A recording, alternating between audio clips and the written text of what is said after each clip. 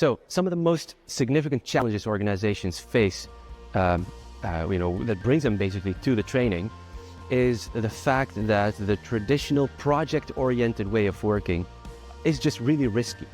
I mean, imagine that in an organization that creates a very novel piece of machinery, the engineers in that same company, they're typically allocated to a project for 0.2 FTE or 0.5 FTE, which basically means that every single engineer is constantly sort of pulled from one project to another project, and that's just, it's that the risk that imposes to the engineer is just really significant.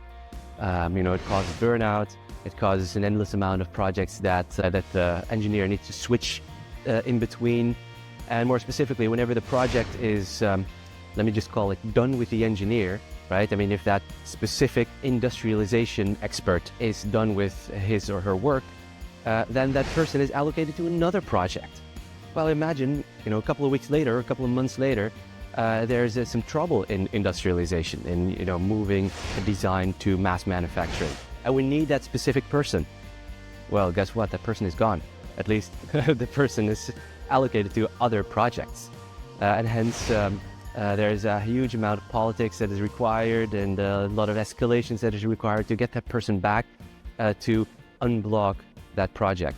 Well, multiply that by multiple projects and multiply that by hundreds of engineers. That's a significant issue, and we need to find a solution for that. And what I think is that the Agile way of working, focused on hardware development, more specifically having the guidelines from SAFe in this environment, that really helps, and it really helps the specific engineer.